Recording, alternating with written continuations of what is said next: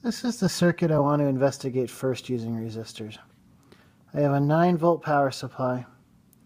It's going to go through a 100 ohm resistor, then another 100 ohm, then another 100 ohm, back to the power supply.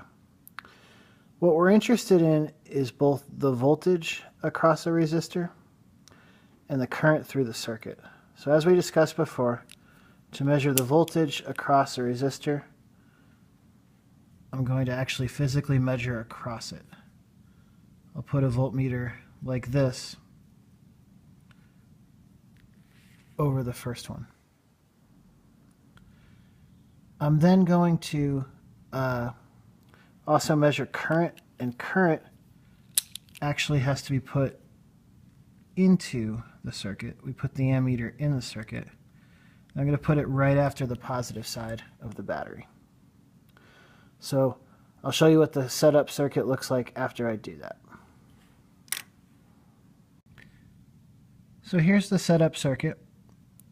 I've got a voltmeter wired across this first resistor, as we can see in our schematic. And I've got an ammeter wired between the power supply and that first resistor. So if we look at this wire, it goes into this meter, and the other wire from the meter goes over to the power supply. Notice I've switched from the antique ammeter to a modern multimeter. This thing, if you look at, has settings to measure both current in amps and volts in V, and that's what you'll be using in class. The reason I switched is that our vintage ammeter couldn't measure currents this small. I've left the voltmeter in though, so it's very clear what the difference between the two of them is. So in the course of these videos, we're going to look at the voltage across the first resistor using this meter, and we're going to look at the current through the circuit using this meter.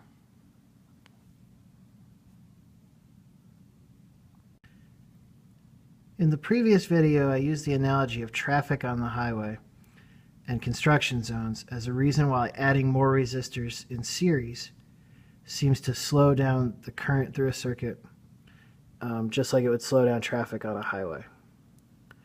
So what I want to do now is see what that might look like experimentally. We're going to set up these three circuits, a 9-volt power supply with 1 resistor, with 2 resistors, and with 3. I currently have the 3 set up. And we're going to measure the current through the power supply here, and we're going to measure the voltage across one of the resistors. Because I used identical resistors, the voltage across all 3 will be the same, which I'll show you in just a second. But we're going to see what happens to the amount of energy per charge, the voltage, as we increase the number of resistors, and what happens to the electric current, the traffic, as we increase the number of resistors.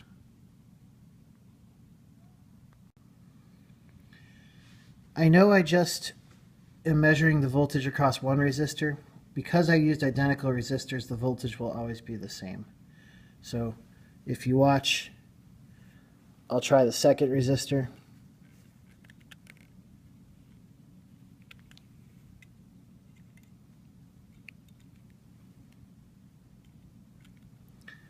The voltmeter went back to the same value of 3. I'll try the third. The voltmeter went back to the same value of 3. So just by monitoring one resistor with them all being identical, we get an acceptable value for all the resistors. Got my 1 resistor circuit here, and we could see that the current through the battery is 0.087.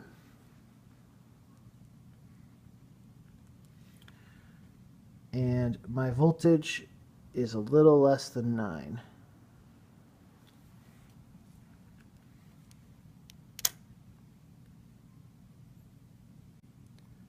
I have my 2 resistor series circuit here. We could see that the current through the power supply is 0.044. And my voltage is about 4.5.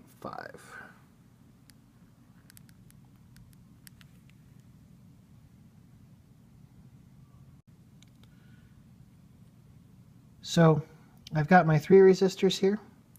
We can see the volt across each resistor is 3 of the total 9 volts. And the current through this power supply is 0.03.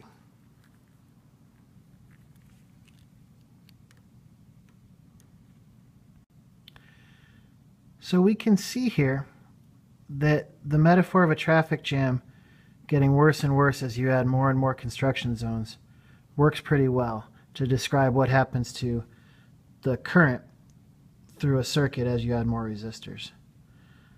One resistor, we had a current through the power supply of 0.087, and that drops the more that we add. There's something else that's interesting too. The energy per charge that each resistor gets seems to decrease. In this case, we have 9 for one resistor, we have 4.5 for 2, and we have 3 for 3. It's pretty obvious what's going on with that. This is 9 divided by 2, and this is 9 divided by 3. So we seem to be sharing the voltage in a series circuit. Let's look at why. So right now I have the voltmeter hooked up across this first resistor right here. And we can see, as before, it's measuring about 3 volts. Watch what happens when I leave its positive lead where it is on the left side of that first resistor. But then I go and put the negative on the end of the second resistor. It jumps up to 6 volts. And then if I have it go all the way to the end, it jumps up again, up to 9 volts. What's going on?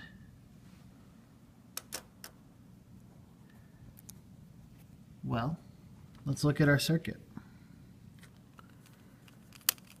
The power supply takes a charge that starts here, and it gives it a certain potential energy per charge.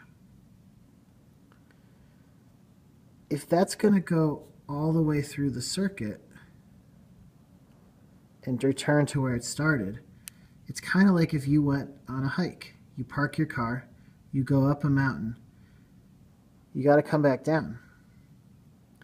And what we were seeing was that all the potential energy each coulomb gained going up here was lost by the time we got back.